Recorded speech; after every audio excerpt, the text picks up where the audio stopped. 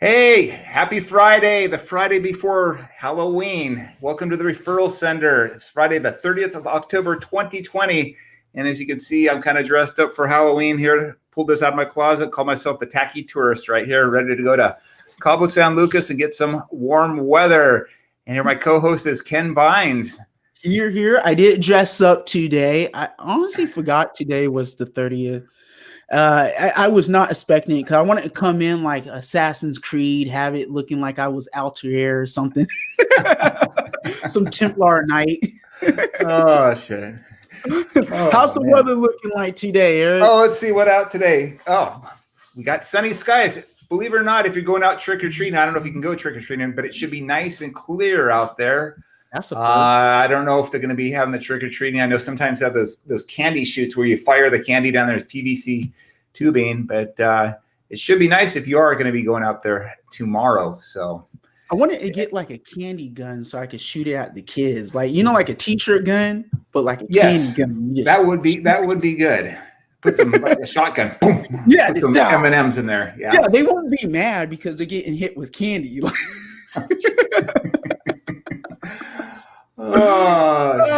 So today we have a guest going by the name of Arden Massie. He's an astrophysicist, and he has plans on preparing and keeping your life on a simple, easy plan.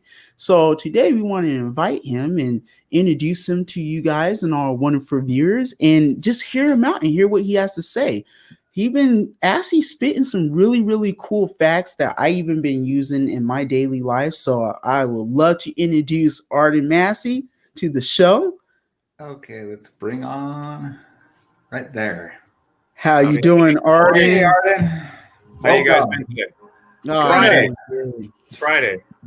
Yay. Well, number one, the first thing, can I have to correct you? I have no easy plan for changing your life. That doesn't exist. My grandfather, who I'm partially named after, Arthur, and my father, Dennis. I'm named after my forefathers. I was in my 20s, and just prior to that, I'd made some mistakes, and my grandparents, they let me move in for a little bit. And so I asked my grandpa one time, I said, Grandpa, tell me something about life. And at the time, he was looking at his newspaper clippings. He served in World War II, as did most of our forefathers then. And he thought about it and he said, well, it's really hard to make life easy, but it's real easy to make life hard. I've always remembered that. I like 89 plus years full of wisdom in one sentence. Wow. That's insane. And so what's that? I said it's insane, but it's so true. Like it's a really true meaning. It's very true. And my father, he, growing up in Southern California, I was born in 74. Growing up in Southern California, my father owned a stained glass business. He would handcraft stained glass windows, and in his garage, he would listen to the self-help tapes and stuff like that. And at the time, I didn't really understand it. I just thought they were kind of corny, But I remember thinking that maybe one day that I might be on something like that, because something inside of it attracted me, that you don't have to be somewhere, but yet you can still help people somewhere else, and you don't even have to be there. Yeah. And so, as a matter of fact, about a month ago, he gave me just like hundreds of dollars worth of these things. So that's always good. But anyway, from that point forward, I was always been on a struggle to be older. Most of us growing up, we experience, childhood pains, whether it's inflicted by your family or, your peers at school. But we all know what it's like to hurt. And so I found that by listening to these things, I was able to start figuring out a way to, because I would think if I was older, I wouldn't have to deal with these problems. Granted, if you're older, you'll have to deal with a different set of problems, obviously, right? And so I wanted to be older at first to get away from getting beat up. Got set on fire one time. Sorry, Mom. I don't know if you knew that. She's probably watching. And just our own perceptions of cruelty in childhood. And so as I learned that as I got older, the reasons changed. But when I got to be around 40, I thought, I don't have any real college under my belt. All of the jobs that I had were easy jobs. I couldn't extend any higher than those easier jobs because I didn't have any real education. But I've always worked with people. And it was my people skills that is what really got me in the door. And so I'm thinking, what else have I done beyond that? Okay, that's fine, but what else is there? And so I started thinking, if there was a way that I could use my skills to help people, because I know that we can't help everybody, and even though it's obvious that somebody needs it, you try to help them, they won't take it, and that's fine. You get to a point where you just got to let that happen. That's exactly. Perfectly sample. And so as I got older and turned to be 40, I'm thinking, if I turned 80, when I get 80, I'm halfway through. What have I done with myself? Right. Nothing. No real education, no real job, no career, no true ambition, because I've always had an issue with procrastination. My parents split when I was 14, which was cool. But my mom she went to go live in New York, and my father stayed in California. And I would want to go between the two when one parental situation got difficult, which just means I was just being a teenager. They weren't difficult on me by any means. I didn't have a bad upbringing there, but I was just being a teenager and didn't want to do any work. So I thought maybe if I moved to mom's, then she would be easier on me. And that didn't work. So I moved back to dad's, and I developed this horrible habit, which to this day, not as much as it used to, but to this day, plagues me with procrastination. When something is like water, takes the easiest route, right? Right, yeah. And so what I've developed, and so I got tired of that. I got tired of it. And so what I've developed is one of those self-help programs, but it's a 5-year program. Whoa. And the reason, and it began, and like I said, this is the very first media cast I've ever done. I've done up on stage type of stuff, but this is new to me. But the reason it's 5 years is because my daughter, she just turned 13 a few days ago. And at her 18th birthday, I don't want to miss any part of her childhood. You have to be there for your children, no matter what. Right. And through my marriage, I inherited 4 more. So now I have 5 kiddos and 2 grandkids. Awesome. And so, oh, geez, what was I saying? Help me out here. I'm brain farting. I hate when I do that. 5 years. 5 years. Yeah. Thank you. 5 years, 5 children. Sorry. Friday, my brain's trying to shut down. And so it's a 5-year plan. So I've designed, I mentioned that I've moved around here and there because I was running away from my problems. I wasn't running towards something and I would excuse it as in I'm being adventurous in life. No, I was running away from my issues. Right. Because they say the grass is green on the other side.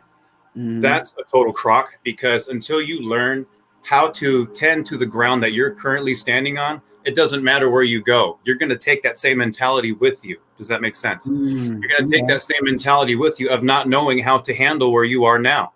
So until you deal with your mental baggage, it makes no difference where you live. I spent 7 years trying to figure that out. 7 years. And so what I've plotted is a route to walk across the United States, 4,500 miles. Dang. And starting in Washington, where I was born, going down to Southern California, Missouri, Georgia, Washington, D.C., and New York. 4,500 miles. I'm not running. I'm not driving. If I wanted to get to New York, I would just get on an airplane and go. Yeah. But it's the journey. It's the journey. That's the process to get from here to there. It's what you're going to go through, which is what makes you who you are, who you decide to become. Right. And so, but I don't want to wait 5 years. I want to do this walk now. Well, I have obligations. I have to be here. So what I did was I took the 5 years and I divided it, and I did a whole bunch of mathematics on this thing. And I came up with something. It's a program that I use for me, where I have a notebook every single day. I keep it with me, just like my mask, just like my wallet, your car keys, your cell phone, your notebook. Go to the dollar store, get a buck, spend a buck, get 4 of them, get 3 or 4. Right. And in the front of each notebook, write the month. This is October. Well, I'm at the end of it. And inside, day by day, you write down anything you need to do, anything you want to do. I don't care what it is, write it down. Because Eric, as you know, you're trying to get something done and emails come in, you know, you're busy, you got stuff going on, stuff slips through. And if you don't write it down, you know, a lot of things can definitely fall through the cracks. There was a general manager of it's actually a local chain of car washes, Brown Bear Car Wash. Oh, yeah. The general manager, Tom North, he told me at the time I was with him, he said, you know, and everywhere he goes, he's forever writing down everything. Never, always. And so I said, why do you do that? How come? He said, well, and what was his quote? The dullest pencil is better than the sharpest mind. And so I always have that with me. It took me a while to get into that habit. So what I do is take a notebook, and then I write down these things I want to do. I go to my calendar after I get my chores done for the day, my input, my part around the house done for the day. Then I sit down at my desk and I take these things that I want to do and taking into consideration the weekends off, because you have to have a good balance of play, work, and relationships. And so this is all built into that for me to help me accomplish the things that I want to do based on the things that are in my world. Okay. And so I've come up with this thing that allows me to do 2 or 3 goals a day. And every single day, just like you would move a Monopoly piece, if you rolled a 12, you'd move 12. So at the end of the day, if I get 3 things done, I move my little mental Monopoly piece on a piece of paper. And with between now and 5 years, I will have accomplished, by sticking to it, I will have potentially accomplished 4,500 goals. Wow. Mentally. And so, yes. And so all of that I'm curious who I'm going to become in the process. What will my life look like then?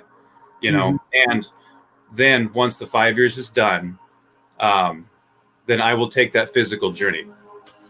So, yeah. Wow. So it's not, yeah. So what I'm going to do, and I'd like to get it done this next week, is on my opening light strategies. It's because I love space and stuff like that. Go ahead and explain what your open light strategies is, Arden. For those that is sure. Me wanting to teach, I love teaching. And opening light strategies is something that I'm just now beginning. It's been in my heart for a long time, but as of today, I'm launching it. Awesome. But my goal is I'm not selling anything. That's not my intention. It's just a Facebook page. Okay. And I'm documenting in between. See, let's say, because it's a 5-year thing, if I came onto this podcast, let's say once every 3 months, I could do this quarterly, and I could check in quarterly with my progress as I'm mentally making these changes in my life, and as I'm progressing on my my map, right? My progress. But in between those times, this Facebook page, I write stuff every day. Here's what I'm going through. Here's what I'm seeing. You know, I'm really getting into the law of attraction, and I'm seeing a lot of that. Excuse my language. That's just working. Okay, on a small. You know, I'm beginning it, but I'm really seeing that. I'm extremely excited to see how these elements are going to pull together. But that's the world that I want to craft, because there's a lot of wonderful things that are going on now, but there's a lot of other things that I would really like to see happen. Right. Like what? Well, I wanted to continue this back on stage into the public forum. But since COVID happened, everything's been screwy, you know, so obviously that's why we're in this position. Right. And so what I would like to do is to get education enough so catered to what I'm particularly looking for. Now, if that leads me to get a master's in something, then so be it.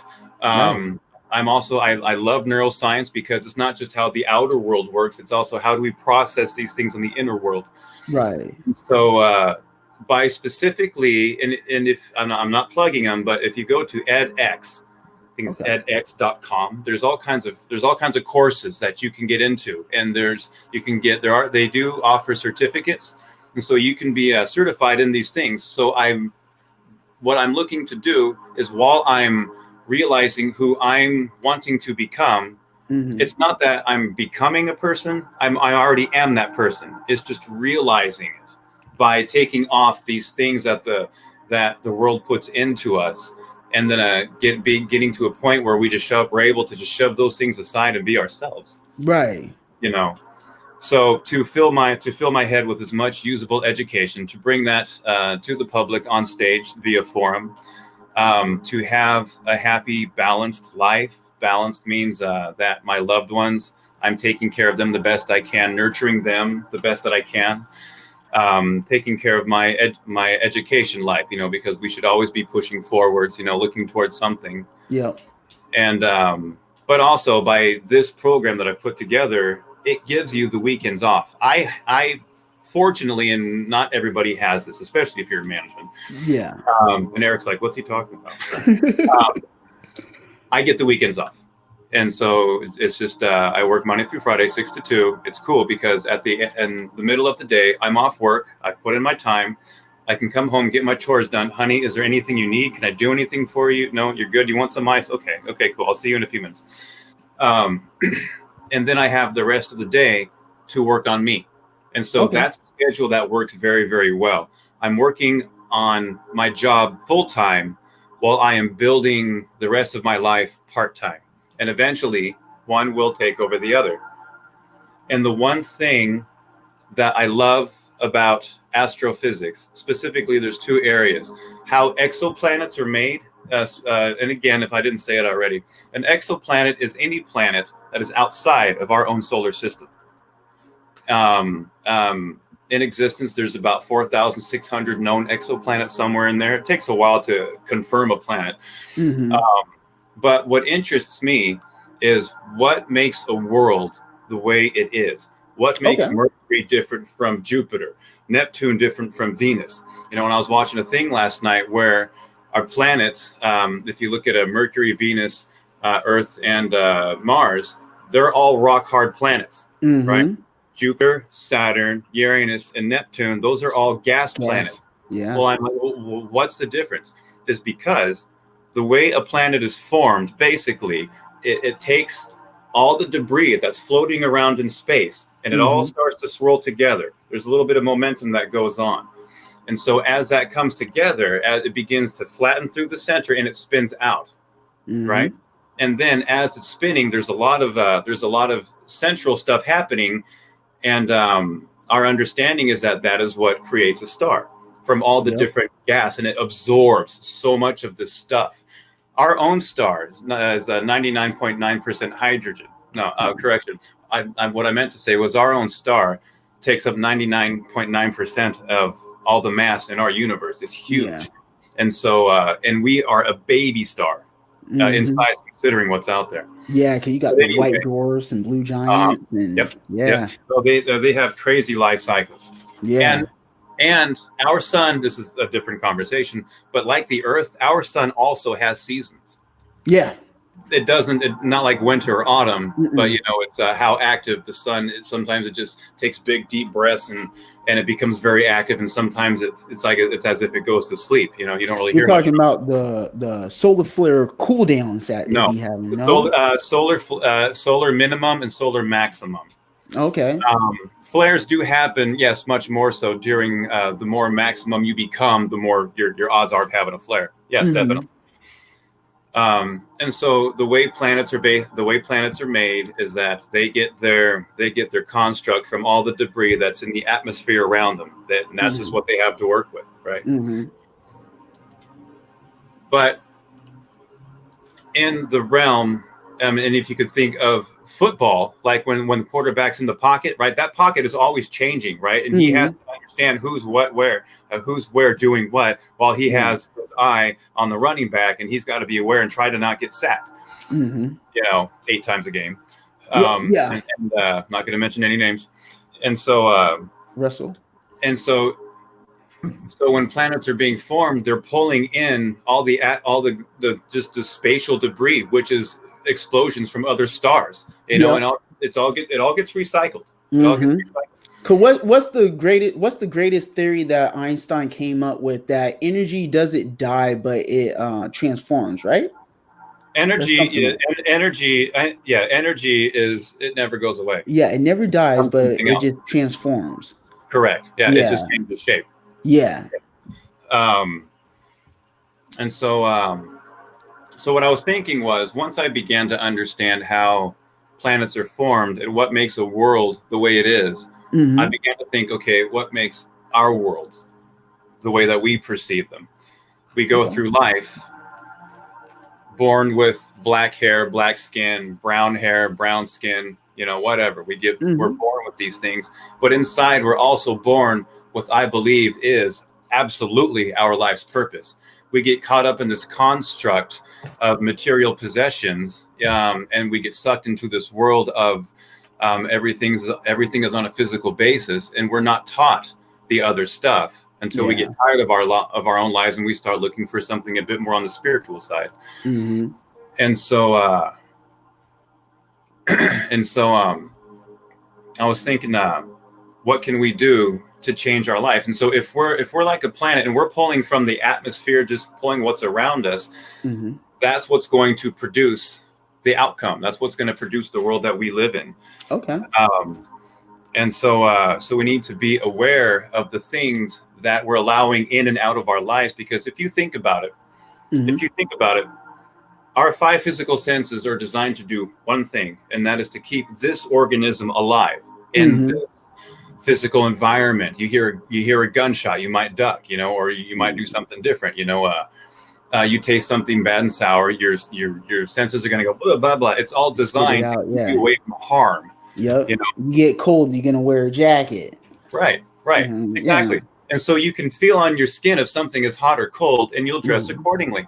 So our minds are always bringing this information that our receptors are getting all the time. And whether you're asleep or whether you're awake, it's still happening. You're just not conscious of it if you're sleeping, obviously. Yeah. And so everything going on around us that we're perceiving visually, we can hear something out there. Everything that goes on around us carries with it information. Yeah. If Erik says something to you, or you say something to him, you guys are in a partnership at your business, there's information to be shared between the two of you, right? And so it would be wise for the both of you to listen to one another, when things need to be handled. Yeah. Otherwise, there's absolute total breakdown, and you can't do that. And a lot of people, we do that with ourselves. We play these stupid, dumb mind games with ourselves, and we have all these internal conversations, and 99% of it is negative shit. Because along with keeping this physical organism alive, in order to do so, we also have to consider the environments, what's going on around us, which includes our lives' issues. And when you go to bed at night and your kids aren't bothering you, and you can actually maybe go to sleep a little bit, that's when your brain says, hey, there's nothing happening. I'm going to tell you everything that's wrong in your life right now. Let's start with this. And you're like, oh my God, what the hell? And the thing is that as you're falling asleep, you're thinking on that. I know I'm rabbit trailing, so I'm going to take a mental picture so I can think about that and get back to it. Okay, so have you've fallen asleep, or you're with your spouse and they're falling asleep, and you feel them they kind of jerk a little bit. You know what I'm talking about? Yeah. My wife used Sometimes to twitch all the time. What's that? So my wife used to twitch all the time. Yeah, I do that all the time. It drives my nuts. Yeah. Yeah, it's a real pain in the back as well sometimes. It's like, oh my God, I can't do it. So I just pushed her out, and then the dog did it. But when you're starting to fall asleep, when you've been trying to do that, and you can feel when your brain has hit a certain spot and it's beginning to just shut down. Yeah. Shortly after that, it's called the Hypnic Jerk, and Hypnic is, I'm sorry, I should know, but that's short for something. Hypnic Jerk, that's short. That's your brain shutting down. It goes through a series of checklists in order to go from awake to asleep. So what you do when you're thinking on all these negative things, and your brain is beginning to shut down, as you're passing from a conscious to an unconscious state, and the unconsciousness your subconscious, That's what does everything. It governs how you walk, how you think about a certain issue, how you hold a cigarette, how you drink a beer. It governs everything you do. How many times your OCD self is going to leave the blinker on when you're going from one lane to the other. Not that that's me. And so you're taking all these negative issues and you're bringing them deep down inside. And then those get amplified in your daily life and they shoot out like a radio signal. Right. And what comes back around you are those things that you put out. That makes sense. And those come back. So that's what I'm learning. That's what I'm studying. And it's one thing to study it on text. It's another thing to live it out. Mm-hmm. And so that's why I'm saying this law of attraction thing, I'm seeing results. I'm at the beginning stages of it, but I am seeing physical results because like I said, I'm 46. Mm-hmm. So if I told myself right now I'm 50, my brain says that's not true. There's no, you're not 50, you're not even 47 because we don't have anything. No physical information has gone through my five senses to tell me that a 47th birthday actually occurred. So because without that information, my brain kicks it out as unreal. Does that make sense? Yeah, no, it does. And so what happens is I can say 46. Oh yeah, you're 46. We sang a song about it. You had presents. It was on the calendar and everything. Mm-hmm. And so that I can believe because physically speaking, that makes sense to my head. Right. And that makes sense. Yeah. But the way manifesting works, I know I'm rabbit trailing here a little bit, but I am talking about sensors, being open to what's around you. The way manifesting works is, let's say that you have your mind on something. They say, oh, just sit back, think about it, and it'll just magically appear. No. There's work to be done. Yeah, manifesting is nothing but a joke. You got to actually put in to receive. Yeah, you really do. You really do. And there is a very direct science to it. But I'm finding that that's working well in my favor. So because I'm seeing good results, I'm going to keep doing that. Definitely. But one thing that I was mentioning was this on the outside, all of our sensors tell us what's happening on the outside. And even though we know inside we have a direction that we would want to go, while we're moving forward in our lives, in our daily paths, external forces push us around, right? Situations happen, circumstances happen, things go on. And then what you need to do is you need to make that adjustment. It's you need to do what you can to get from here to there. It's like sometimes it's like you once lived this way and now you're forced into this situation, but you're in the middle. And it's like, how do you get from here, from one end of the circumstance to the other when you're in the middle and it feels like even that's been pulled out from under you? Right. You're in how do you emotionally deal with that? What's that? You're in a black hole effect. You're pretty much trying to get between the event horizon without even entering the middle. So you're stuck in that inner loop. Yeah. No, that makes sense. Yeah. And the thing about black holes, all they rip stuff apart. They just take and tear and they just eat it up, and they really give nothing back to you. So and there's a lot of people that we know that are that way. So you texted me last night, Arden. You told me to bring up the Challenger incident because you wanted to elaborate on that a little bit. God, that was the biggest. Sorry, my opinion. That was the biggest load of political BS that should have never, ever have taken place.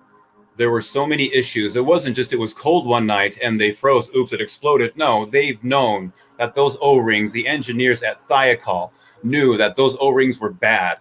That they were engineered bad to begin with. And the whole purpose of the shuttle program was to find a vehicle that was reusable, that would be inexpensive, and you learn how to cut costs. It takes time, sure. Yeah. But they were trying to cut costs, and specifically in '85, they had an extremely ambitious potential schedule to where it would have been like one or 1.5 takeoffs a week. Yeah. But the time it took to turn the rocket boosters around to refurbish them, they couldn't do that. It just wasn't feasible. And so they were cutting so many so many corners to the point where U.S. was losing interest. We're like, okay, well, now we better, get some public interest in. Let's get a citizen in space. Okay, how about a teacher? And out of 11,000 applicants, Kristen McAuliffe was the one. In the pilots themselves, all 7 of them, except for Dick Scovey, I believe his name was. I'm sorry, I should know that. Nobody told those guys how dangerous this really was. And they didn't know. Astronauts knew nothing of all the issues, because do you think if they did, you honestly think they would have set foot on that shuttle? No. No. But it blew. And so, but the thing is that the shuttle itself, if just the mechanics of the shuttle itself, it has onboard computers, it has sensors. There's all, the shuttle has, just over 2 million independent components, all have to work in unison, in harmony. There's sensors on the outside, there's sensors on the inside, and just like people, we have sensors on the outside, and we have sensors on the inside. And the purpose of the shuttle launch is to get, let's say they're delivering a satellite, they got it in the thing. The purpose of the satellite launch, in one case to deliver the satellite, they know where their target is supposed to be, and they understand the physics of what needs to happen to get it from here to there. And so with all the calculation that they've done, they put everything together and they figured, well, this is the best we got. Let's do it and let's go for it. So because although every shuttle launch happens from Cape Canaveral in Florida, their destinations are in different areas. So they can't take the same trajectory. They have to go slightly different paths.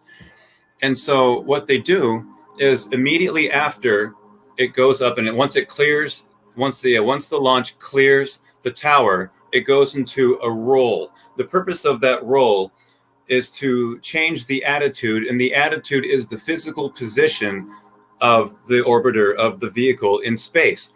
And so they have to change the attitude to match with the dynamics that will take them to their desired point, to their target of interest.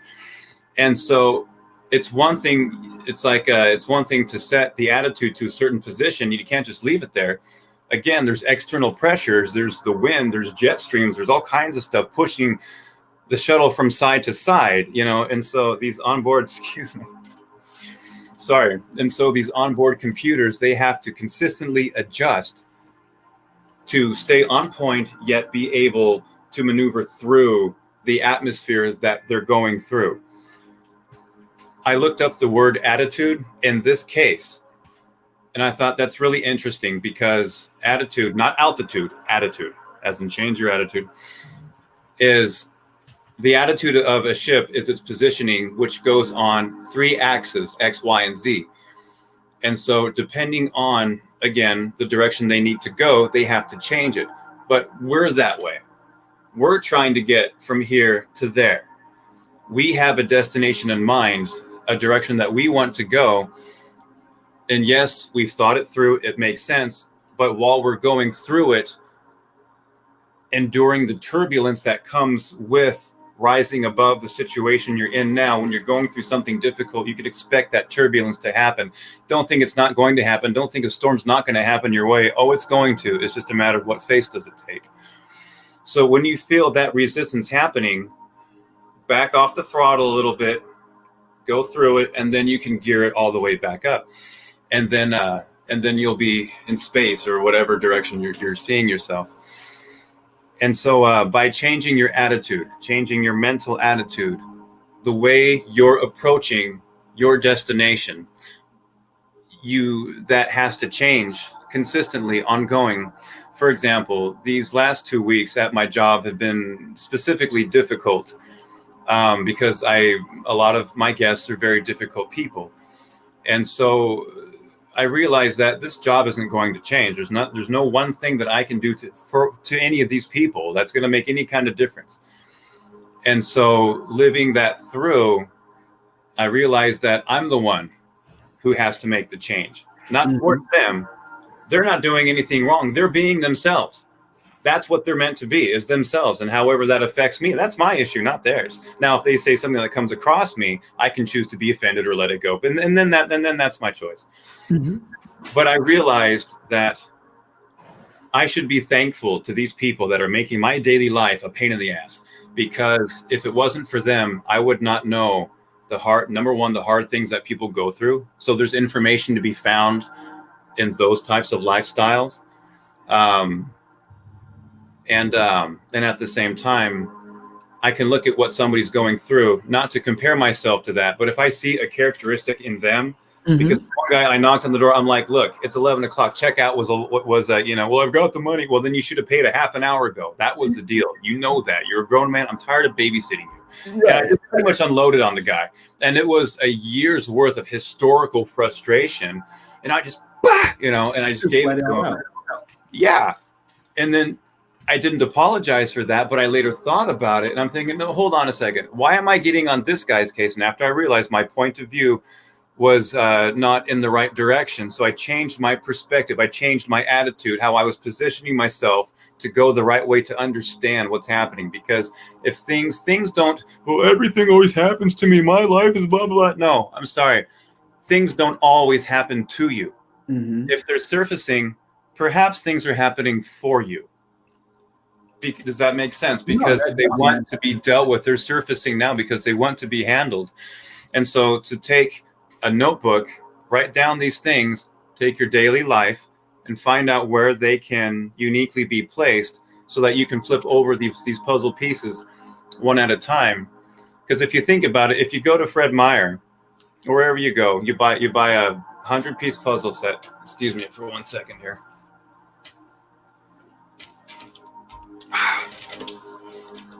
If you buy a 100-piece puzzle set, take it home, dump it all over the coffee table. Right. Most people do what? They do the outside. They do the border first. The puzzle pieces, so it makes sense. But most people look for what specifically? The four corners. Yeah. Those are the things that stand out. Those are the obvious things that stand out.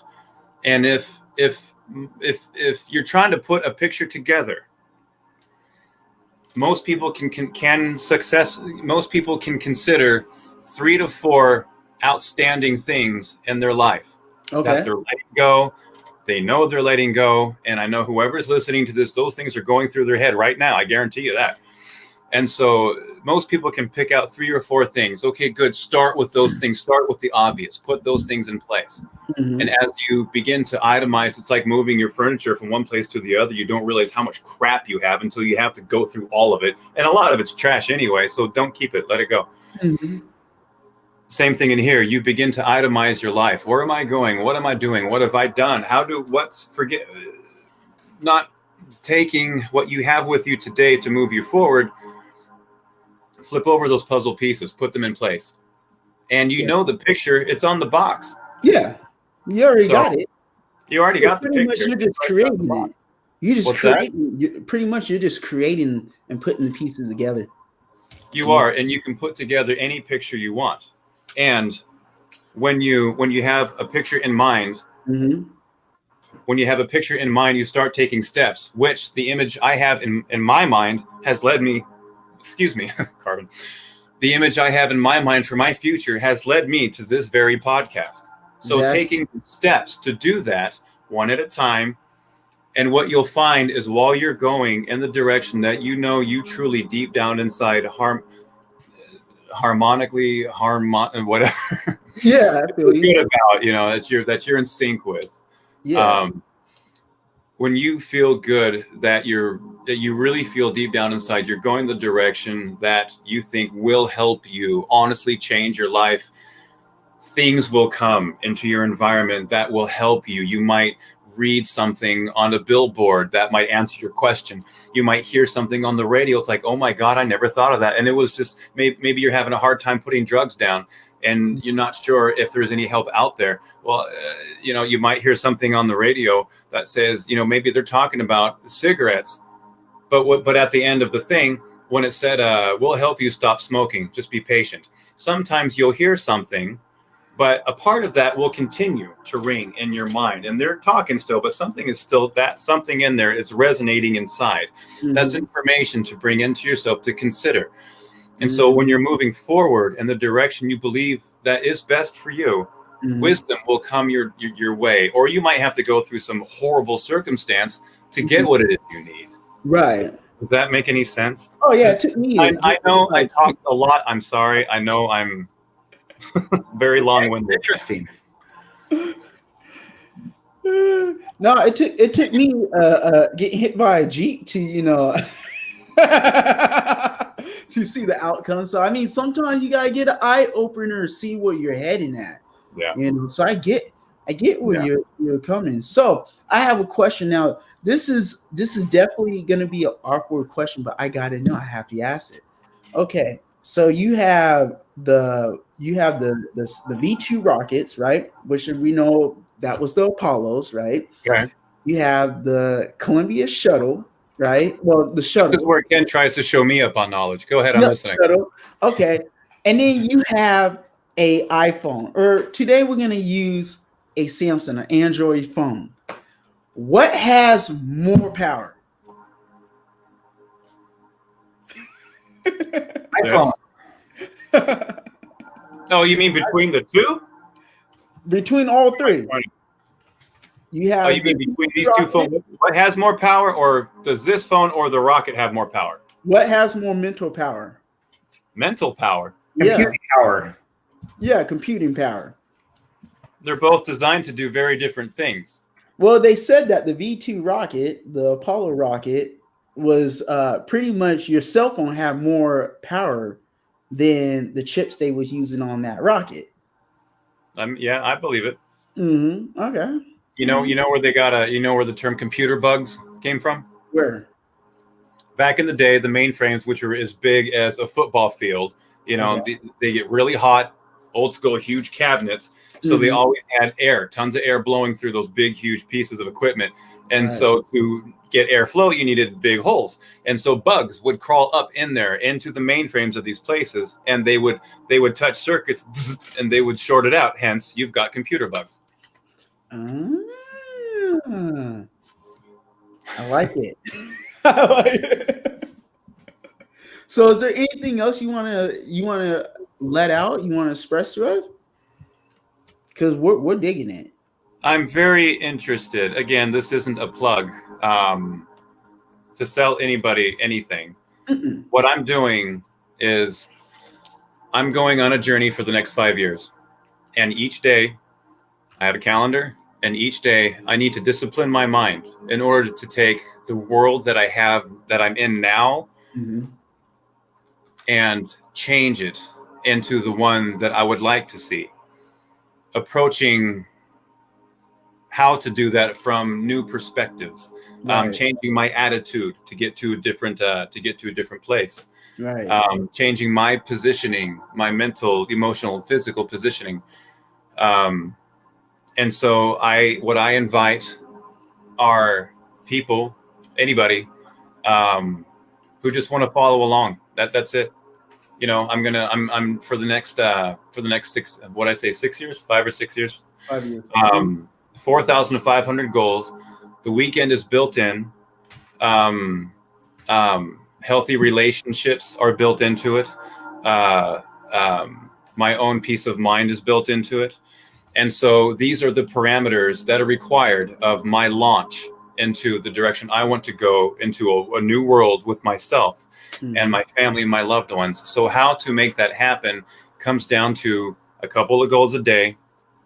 And so going back to the opening light strategies, once I realized that this thing that I'm doing is very catered to me and moves me emotionally, I realized it should be opening light strategies, breaking boundaries, because that's what I'm doing, breaking boundaries one step at a time. And so that has become the premise of what this is all about, just having an adventure the next 5 years. And so like for right now, it's 444. If you look at the time, 444. And this is something that I also want to mention. I'm glad I saw that. Because there are different, everything out there can have a meaning. It depends on what you give it. I hear a song and I think of somebody, that brings a meaning to me. You hear that same song in your experience, it'll bring you a different meaning, of course. Mm-hmm. So if you think of an alarm clock, Mm-hmm. talking about manifesting, how to learn that everything energetically you can mold and create. Mm-hmm. What's already out there, you're just getting in alignment with it. I'm just saying, I shouldn't say create. It's already out there. You're just bringing yourself into alignment with it. Mm-hmm. So let's say you have an alarm clock, and I set mine for 5 o'clock every morning. God. Okay. I set mine for 5 every morning, and so this energetic piece of thing that I'm perceiving has an irritating sound, has a nice blue light on it, and it's about half the weight of a brick. I'm perceiving this energetic thing in front of me in my physical world to do a function, and that's programmed to wake me up at 5 o'clock. Mm-hmm. Okay, cool. Once I started seeing that you can actually program things into your life by having good gratitude thoughts as if it's already happened, that's when your brain kicks it out and says, no, this hasn't happened. We don't have stuff on it, but you keep thinking it, and it says, okay, hold on a second. We'll put it out there, and you're working towards it. You have to work towards it. Don't just sit back and wait for it to happen, and you're going to be waiting a long time. Right. You're working towards it. Be patient. Be aware of what's happening around you.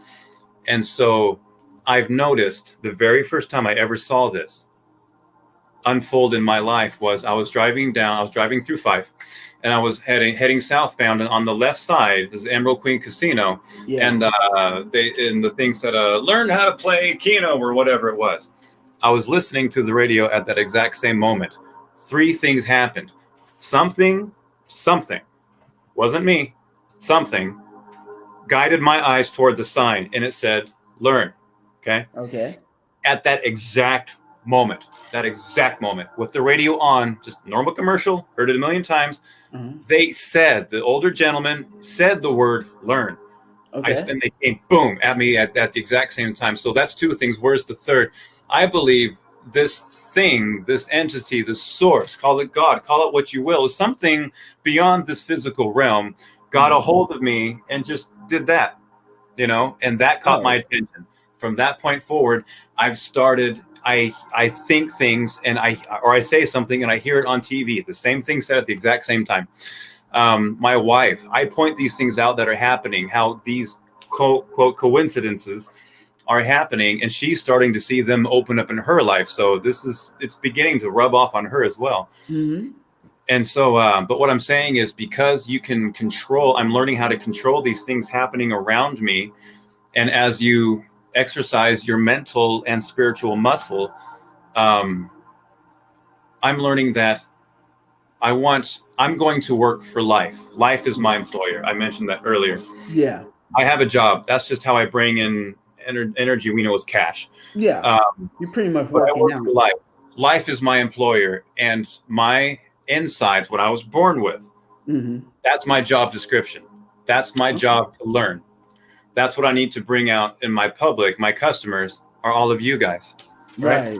Yeah. But with working for life, I expect to get paid. Yeah. So I'm not doing this for free. So that came out wrong. I'm just saying that you should learn. The more you increase and stuff like this, the more valuable you become yourself, and you will be compensated. You do it out of the goodness of your heart, because that is who you are. You don't do it for greedy reasons. I'm sorry, that came out wrong. Yeah. But you should expect something good in return, because that's the way it works. It's a give and take. It's a relationship. Well, it's like a celebrity. You're not going to see Keanu Reeves hop in a movie for free. I mean, he might donate half of the money from the movie, but he ain't gonna do the whole movie for free. That's like, you can't expect no one to do anything for free. No. But if you're putting your heart and your soul into it, and actually, and you can call the shots. Yeah. And you're supposed to, and you're entitled to, and you're meant to. So we're rounding near about 5 o'clock, but I would like to leave off with one particular thing.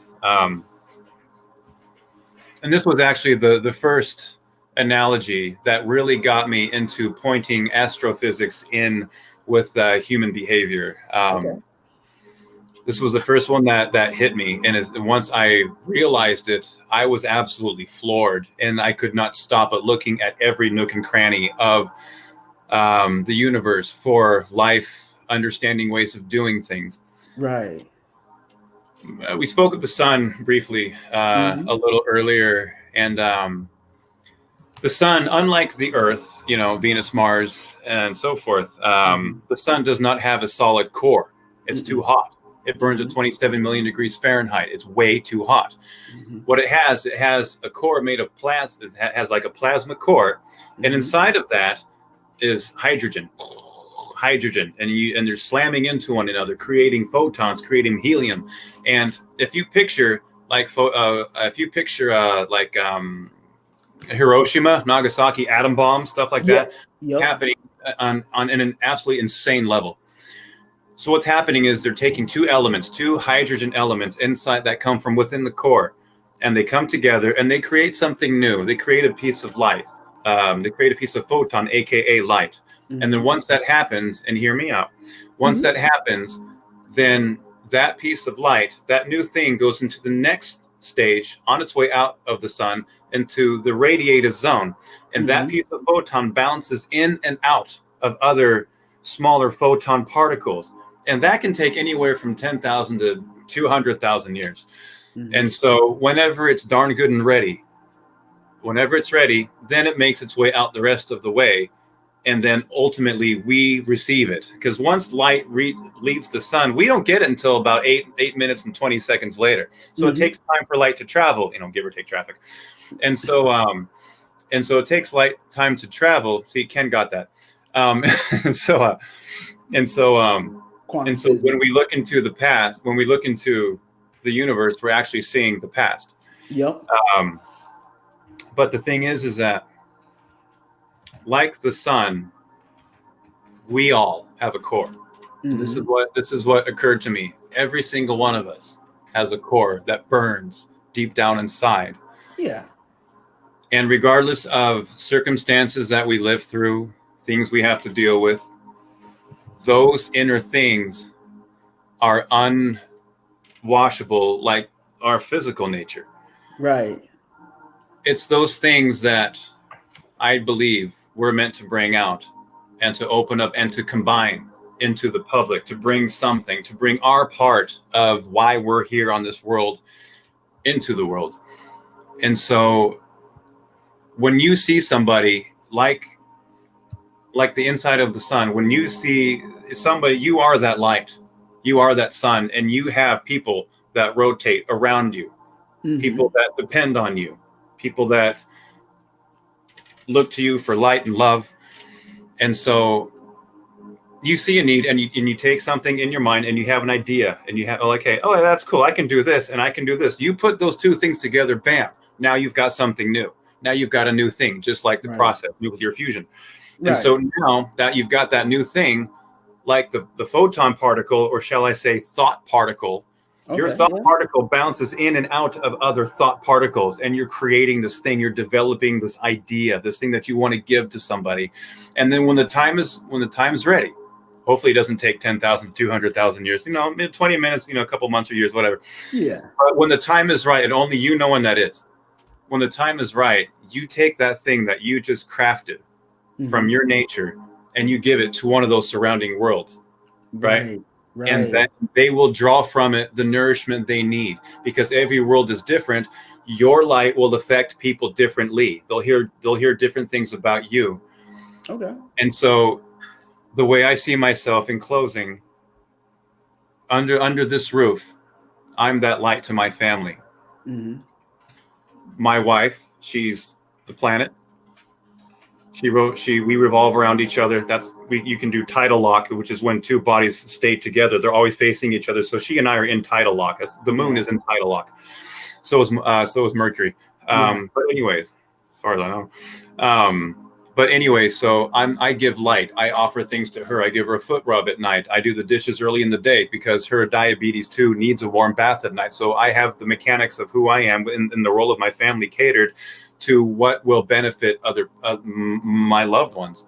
So I can give them the most amount of breathing room and less stress, so they can focus on themselves and trying to get through things. And then when I met her, I now have 4 children. At the time, they were just hers. So she was like a planet, and they were like her 4 little moons. You know what I'm talking about? Yeah. We revolved around her. They all Jupiter revolve with- around her. What's that? Yeah, it's like Jupiter with Titan and all the little Yeah. moons around. What Jupiter has like 27 moons. I should know, but way more than that. Way more. I know Saturn last count was I think 88. Oh, I should Saturn know has those 88. Yeah, minimum.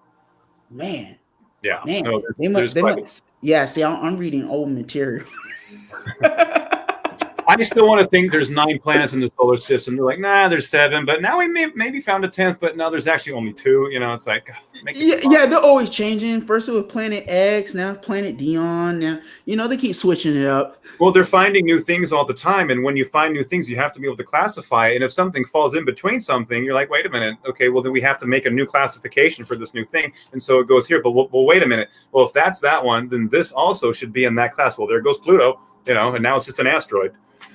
And then you got to argue and fight about what the classifications is, because you can never make it easy. I mean, wasn't they fighting about Pluto for about 6-7 years? Yes. They had enough hate mail saying you guys need to just make it a planet and shut up.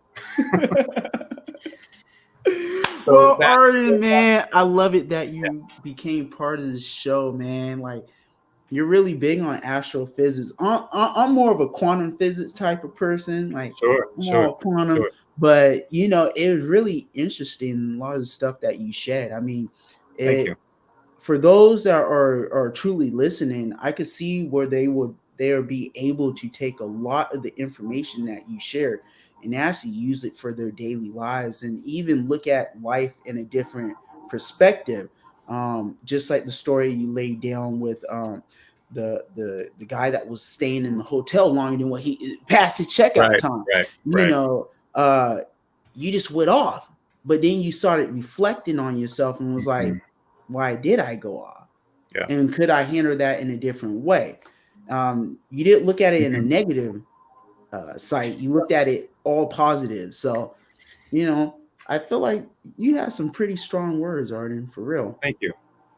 Yeah. And I think what led up to my frustration of that guy was that a year before, I'm just tired of dealing with people like that, and by feeling with those types of mentalities, and I like to help. I never had an outlet to help.